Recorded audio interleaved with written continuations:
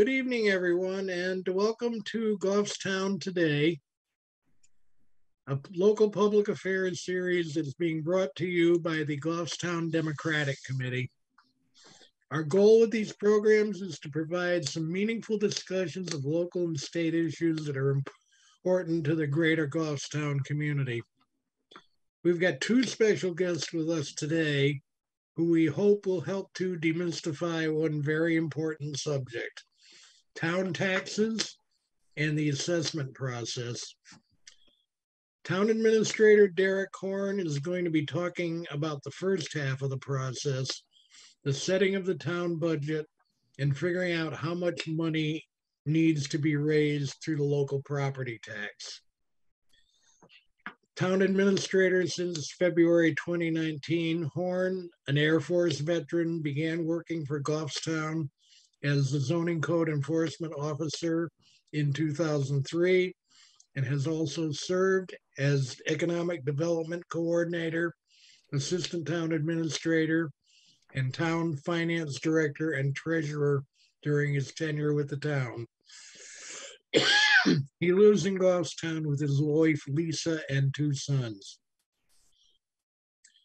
Our Goffstown tax assessor, Scott Bartlett, will explain the other half of the process, determining property values and setting of the annual tax rates. Bartlett has been Goffstown's tax assessor since 2007 and has 35 plus years of experience in the assessing industry, including private companies, work for the New Hampshire Board of Tax and Land Appeals, and 7 years as Seabrook Town Assessor before coming to Goffstown. A graduate of Hamilton College, pardon me, he holds numerous professional certifications and is a former president of the New Hampshire Association of Assessing Officials. He has served several terms on the state's Assessing Standards Board. Let's begin with Derek Horne with some information about the town budgeting process. Derek? Thank you, Len. So in New Hampshire does not have a broad-based tax like a sales tax or an income tax to fund government. Property tax in New Hampshire is the major source of revenue for local government. In Goffstown, the property taxes that are collected go towards paying for four separate parts of the bill, and people see these on their bill if they look in the upper right-hand corner. That's the operation of Hillsborough County, the statewide education property tax, the public schools, which is shown as local education in Goffstown, and then the town portion, which funds municipal services. The town is responsible for creating the tax bills in the spring, in June, and then in the fall in November, and collecting the taxes for all of those four separate items. And then we are responsible to turn over collected taxes to the school district here in town and to Hillsborough County in December of every year. We actually have an upcoming payment that will be due on December 17th every year. So what I'd like to focus on is the town portion. Many people are aware of what the school district does and what services they provide to school-age children in town. Hillsborough County provides for the county nursing home, county complex, the county attorney and county sheriff, and many other services. But a portion of our bill, or the tax bill, is actually the town's portion. And that goes towards funding 6 departments here in town. The first is the police department. So that includes all of our sworn police officers and all the staff at the police department that supports them. That includes also the school resource officers at the middle school and at the high school, and the dispatch center at the station as well, they dispatch for our police and our fire.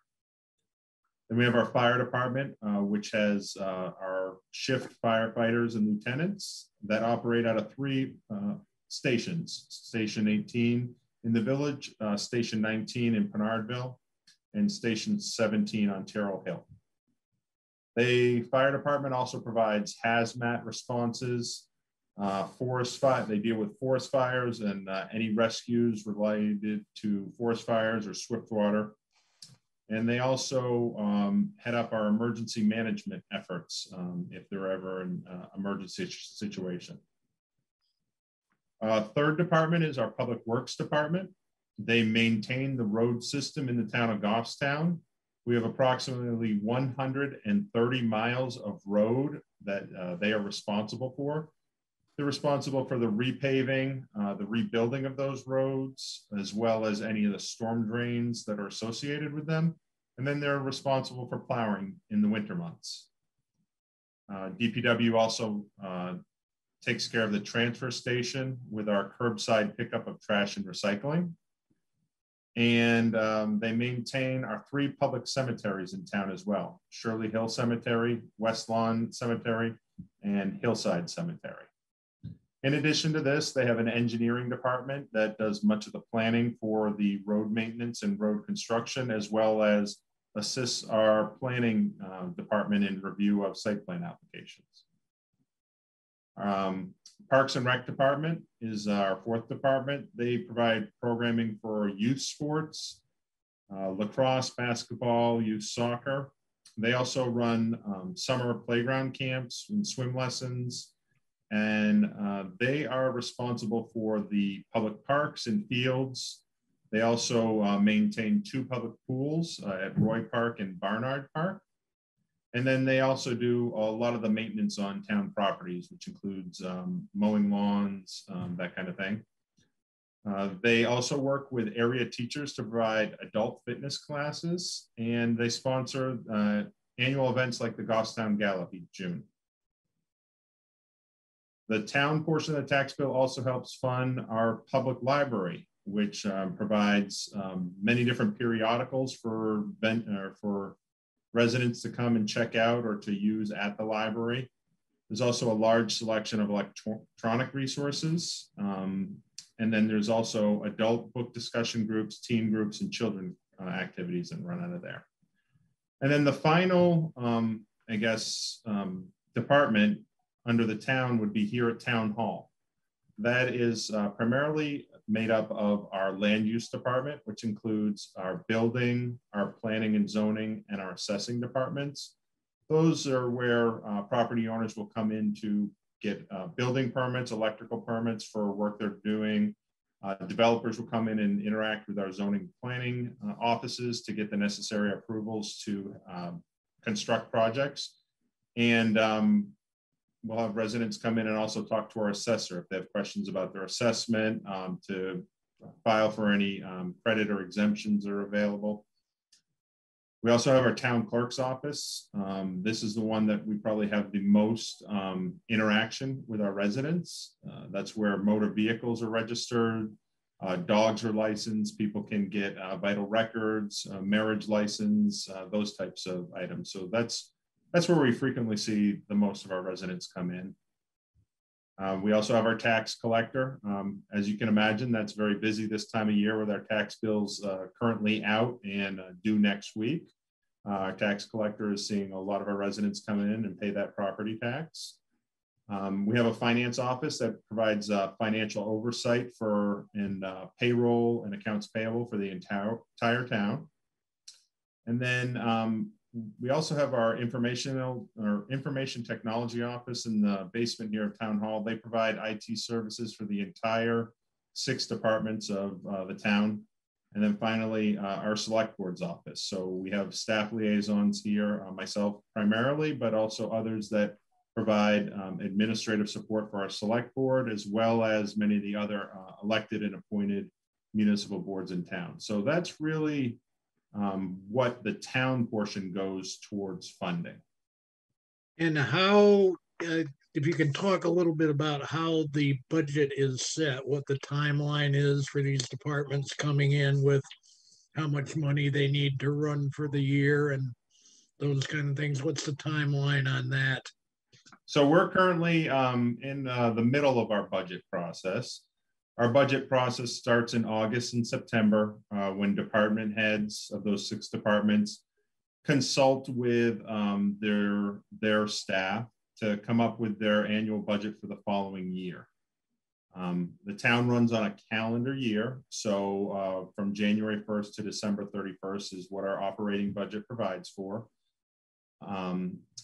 We as department heads go before our select board in September and October and present our proposed budget, and any changes or reductions we provide to the select board, and then the select board approves that, and it moves on to our elected budget committee.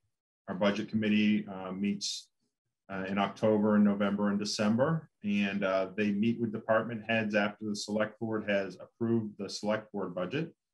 And we present to them and they ask questions. They might make modifications. And then what they do is they hold the public hearing. This is required under state law. So usually this year it will be on January 11th, 2022 at 7 p.m. at the high school. You can watch on our website to see when that is if you're interested in it. But then the budget committee holds a public hearing on the budget for the town, as well as the school district and 2 water precincts in town. And they receive public comment about what that budget is going to be. After that, we go to town meeting. Goffstown is an SB2 town. So we first have a deliberative session in that first week of February, where all the warrant articles, including the operating budget, are presented to the voters, and they can be modified and changed. And then that determines what's going to go on the ballot for that second Tuesday in March, when we have town meeting and everybody votes. And that's the point where our budget is adopted at town meeting. Either the budget that's proposed by the budget committee is either approved, or we have a default budget, which is based on the prior year approvals with some adjustments. So right now we're right in the middle of our budget process. The budget committee is finished with their portion, has moved it to public hearing. So that's pretty much where the town is at this point. All right, so then I guess the next question is for Scott. Once we've got that adopted budget figure,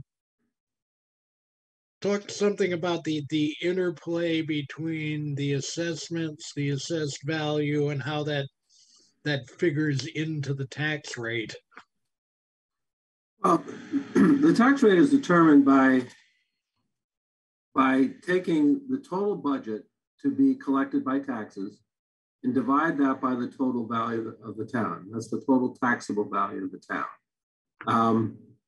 So actually, could you put up the first slide that I have for today? Okay, you just barely see it on here, but that's all right. So this is looking at the town tax rate. Now, I'm not showing the entire tax rate.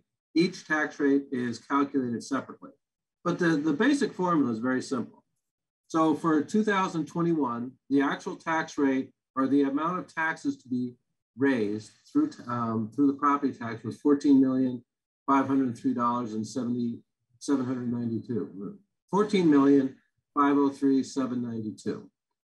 The total value of the town, the total taxable value of the town, was $1,746,180,900.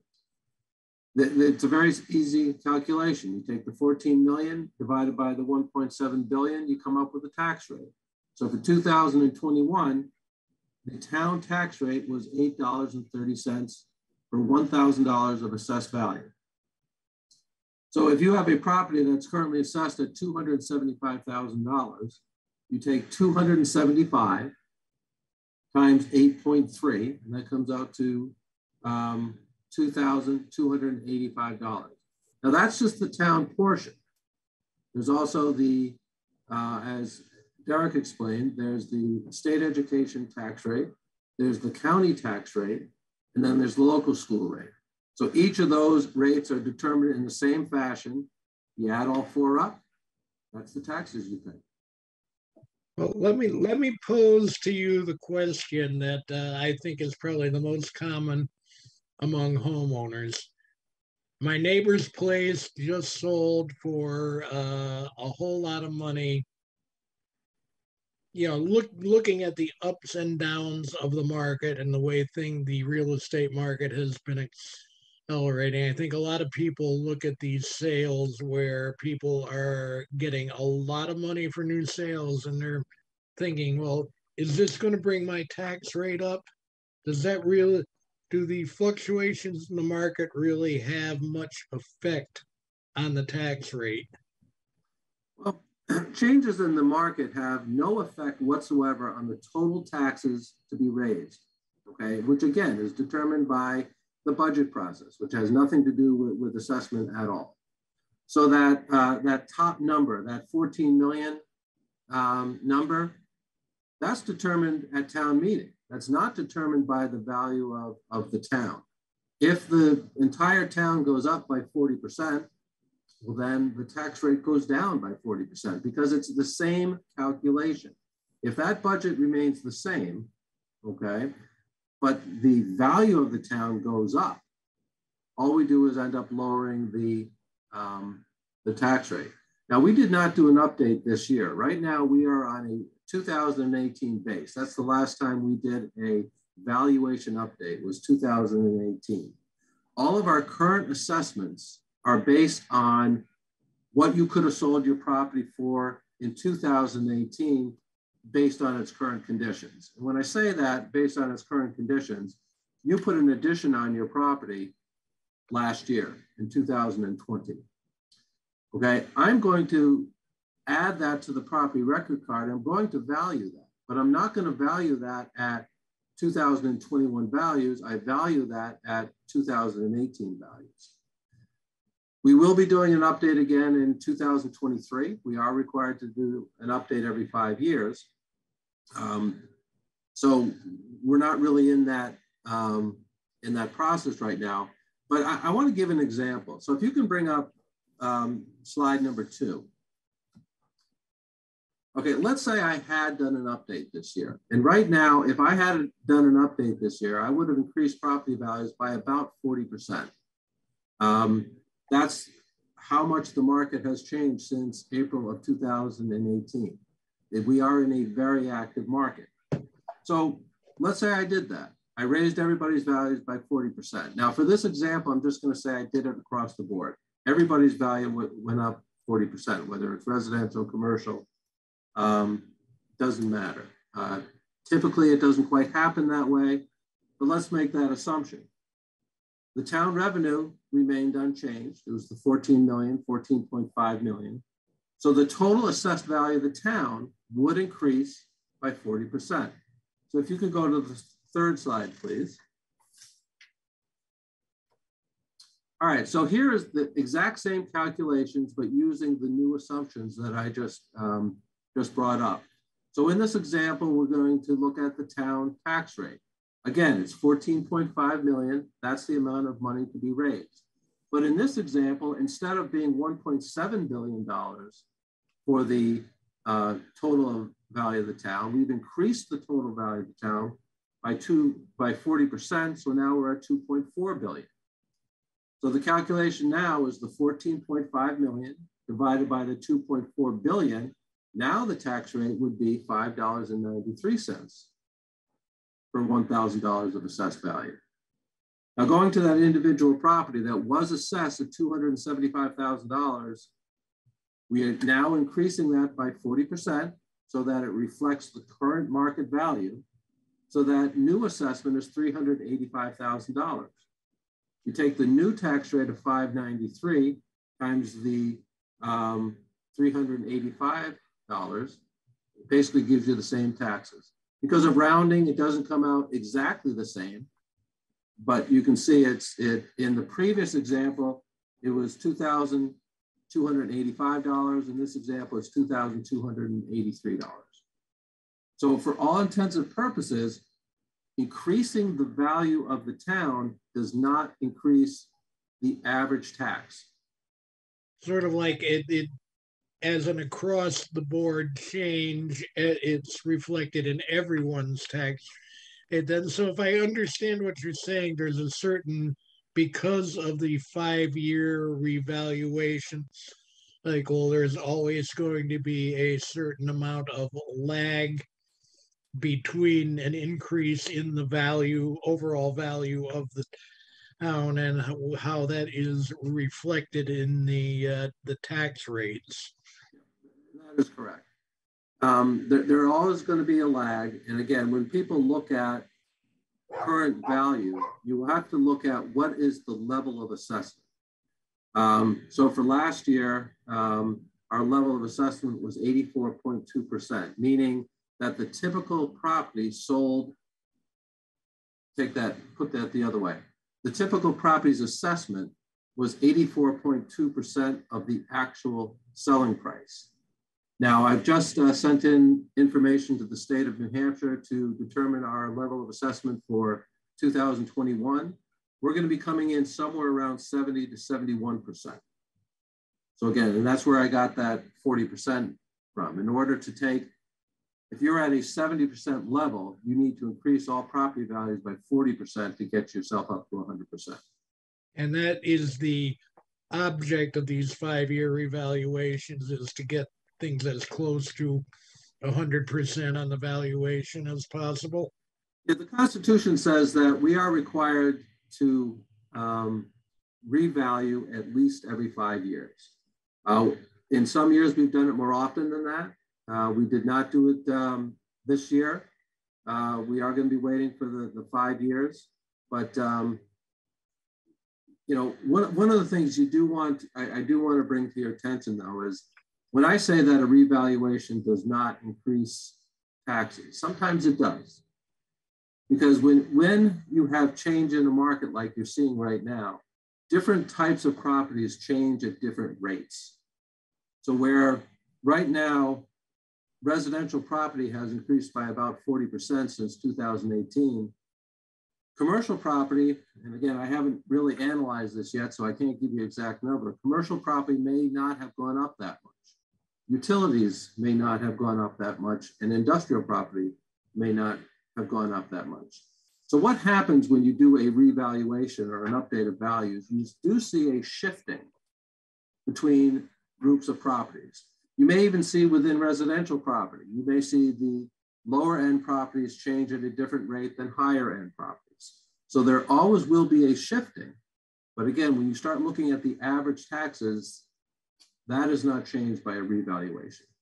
But let me ask this for clarification. There is no difference in terms of the tax rate. There's not a differential tax rate for, say, commercial property or utility property as versus residential property, correct? Well, there is one minor difference. Utility tax rates only are assessed 3 of the rates. They are not assessed the state education tax rate. Well, again, I'll take that back. They are assessed that, but they are assessed that at the state level. Okay, so the state collects the state education tax from utility property. We don't collect that. So on our tax bills, every single property gets all 4 rates exactly the same, with the one exception of utility property. One of the bits of information that you sent out, it mentioned that a lot of what you do is statistical work on the overall valuations of the but what's in valuing properties, how much of that is the statistical part figures in versus say in-person inspection of property improvements? Well, all right. When I value properties, we use what is called a mass appraisal model. Okay. Mass appraisal is defined as the process of valuing a universe of properties, every taxable property in Goffstown, as of a given date, which is April 1st, using standard methodology, employing common data, and allowing for statistical testing. Okay, that's the definition. And all those steps are what I do on a regular basis. Now, standard methodology, it's similar to a cost and a market approach is the common approach I use. We use a CAMA system, a computer-assisted mass appraisal system that uses methods from a cost approach to value and the market approach to value, which is looking at sales. Cost approach is looking at cost of materials. Common data, you look at a property record card, size of the building, type of the building, number of bedrooms, number of bathrooms, year built. This is all common data. And statistical testing is what is called a sales ratio study. So constantly what I'm doing is I'm on a regular basis, I'm taking in the sales of properties and seeing what they sold for. And I then compare the assessment to the actual selling price. The assessment divided by the selling price is what is called a sales ratio, okay? And then what we do is we use statistics to determine the average sales ratio, to determine the range. Is there a huge gap? Am I seeing some sales at 20% and some at 150%? No, I am not. I don't have that type of range, but those are the types of statistics I'm looking at just to see where we are in relation to the actual selling prices. Now, earlier I said that last year we were at 84.2%. That was the sales ratio. 84.2% was the average assessment to sales ratio, taking the assessed price of a property and dividing it by the sales price. We, every year, the Department of Revenue Administration does a sales ratio study. We are required to provide them all the information they need to complete that. Essentially, they get the sales themselves, but then I will be sending them all of my assessment data so that they can make those comparisons. It's called an equalization study that's done for every single town.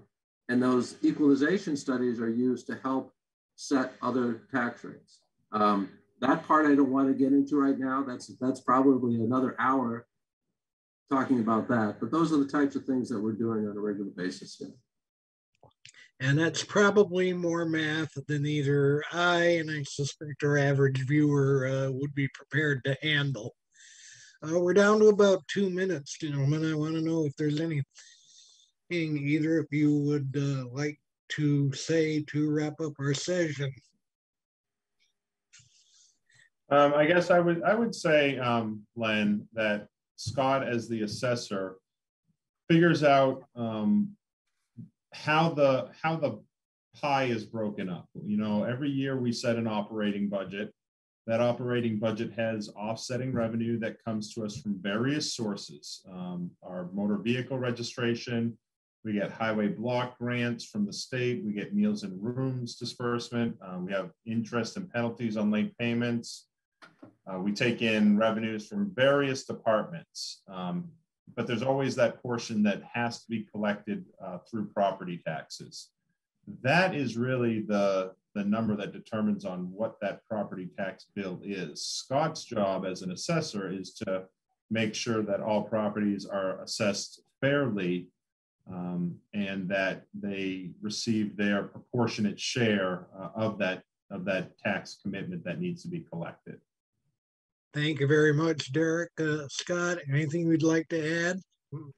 Yeah, a couple things that, there are some programs to assist the elderly, called the elderly exemption. Anybody that's over the age of 65 that may be eligible should give me a call and ask for information as to how they would qualify for that elderly exemption. There's also a veterans tax credit. It's $500 a year. It's $2,000 a year for a totally and permanently disabled veteran. So these are about the only programs that we do have to assist, but they are available, and I'm always encouraging people to give me a call and ask questions about that. And the third thing I wanted to bring up is abatements. People have until March 1st to file what is called an abatement. An abatement is essentially if someone feels that they're being overassessed. They would need to file an abatement. And again, that's something that I would look at. And just a word of thanks to both of you for participating in this today. And we're hoping that these education sessions are helpful to all of the residents of Goffstown. Thank you both very much. My pleasure. Thank you. Thank you. Thanks to everyone for being with us on Goffstown today. You can view the current programs here on GTV and check out our earlier shows by searching for the Goffstown Democrats YouTube channel. They're also posted at the Goffstown Democratic Committee's website or on our Facebook page. Thank you very much for being with us tonight.